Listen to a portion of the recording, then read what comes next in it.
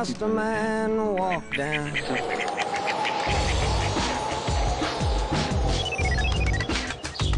People like to see the real thing themselves. They like to know, well, they've seen it on television, perhaps they've read about it somewhere, they've seen it on the internet, but when they see the real thing, they're moved. They're moved by the auratic qualities of the original art form. This is certainly true of an art painting, but even more so of a sculpture, when you need to stand in, or an installation, where you need to physically stand in relation to that object. And then you need the true perspective of being able to relate bodily, in an embodied way, to the object.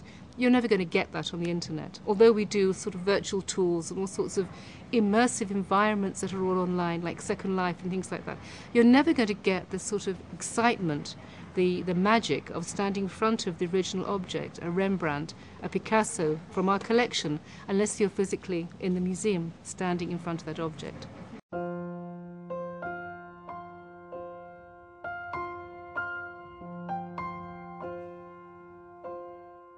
In ancient times, until the 19th century, you have you work on a piece of art when you have a commission. Nowadays, the artist works. First, he works because he feels the needs to, and then he's looking for what to do with this piece: to send it to a competition, or to sell it, to present it in an exhibition, and so that the whole direction is different. Modern art, and more than that, the contemporary art is more demanding. If you want to really to get into the inner layers of the work. If you come to the museum and think, oh, it's boring and I can do better and they want to cheat me, or all these kind of attitudes, so you won't find anything in the museum. But if you come open-minded and curious and ready to widen your consciousness, so you can earn a lot in the museum, I think. And art is available to everybody. I mean, we don't have anybody in the entrance to say this is for you and this is not for you. Everybody is invited. Everybody can come.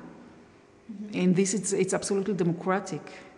For me personally, I want it to be about the art and not me. I'm not here to be famous, really. I want people to concentrate on what I do. I want the focus to be on the street art, the urban art. What's created. That's what's important.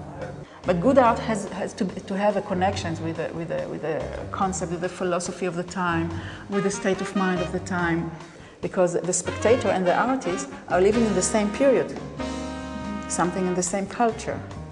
So they must talk with each other. I used to be in graphic design and marketing and business, and basically 5 years ago I just walked out of my job. Now I just love what I love doing. It wasn't a direct transition into the galleries. It was just a transition into starting to paint on canvases and prints of what I do. It was just a natural transition.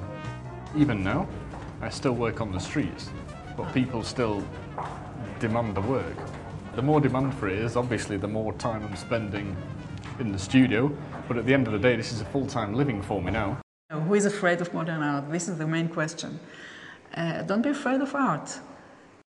When I buy a new computer, I have to read the manual.